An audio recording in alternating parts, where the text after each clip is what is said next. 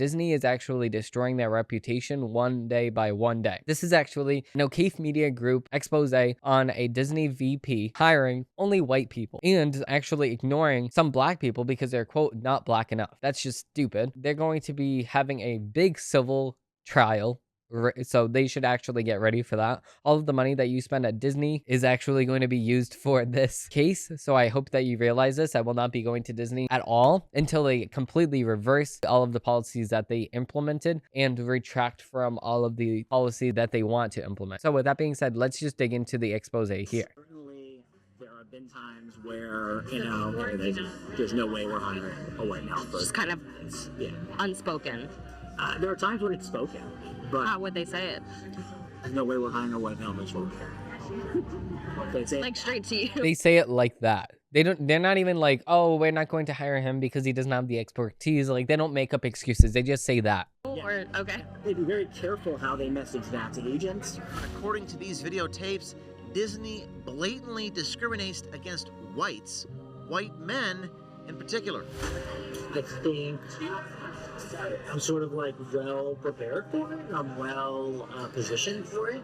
But as far as Disney's concerned, I'm a white male. And that's not who they're looking to promote at the moment. Of course, because of the fact that he's coming out and he's actually complaining about it, I think that he should be scot-free. But the thing is, he exposed a multi-billion-dollar corporation, so he will be prosecuted to the highest form because of the fact that Disney has lawyers. He will be fired, he will be put on a list, and he will not be employable by any corporation because he spilled the beans on this big corporation. So who knows what other company that he will spill the beans on next. Now, of course, he doesn't know that he's actually spilling the beans. He's just on a date with somebody, and of course, it wasn't out in the open. It's not like he's going to the media. But the thing is, it's like, if somebody's asking you questions specifically about your work, I would be a little suspicious of this very thing, but at the same exact time, it actually, don't stop this, because I do like seeing this. This is actually a really good way to get information because they won't tell us information right at the forefront.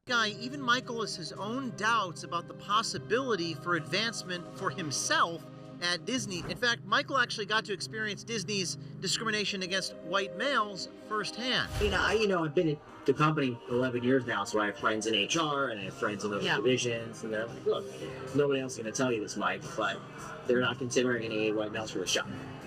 They're just not.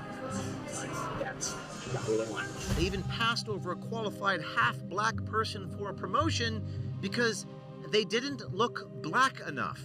We wanted to hire somebody in the department a few years ago now, who was half black, but didn't appear half black. And there was a creative executive who was like, we're not, that's not what's wrong. They wanted somebody in meetings who would appear a certain way, and he wasn't gonna bring that to the meeting. I mean, it kind of feels like we're, at some point there's going to be a lawsuit. That's kind of how it feels, just because of, And that is a lawyer talking. So how does Disney explain pushing these discriminatory practices? They use code words and buzzwords.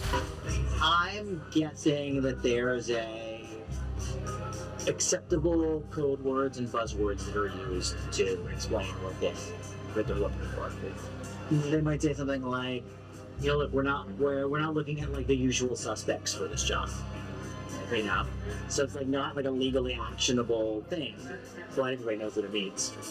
Yeah, of course, because they're saying that, oh, white males take up all of the profession, so why would we allow another quote-unquote white male to take up this profession or this job opportunity? So, of course, everybody already knows exactly what that means. That's exactly why Disney will be prosecuted to the highest extent of the law for actually violating our amendments and our constitutional law, because of the fact that this discrimination based on sex, gender, or sexual orientation, or race is actually against our constitutional rights as an American citizen. So they will be prosecuted for that. Hopefully somebody needs to bring up the lawsuit really quick, because Disney will continue to do this. And even if they are prosecuted, they have a lot of money, so they can afford the best possible lawyer for this situation.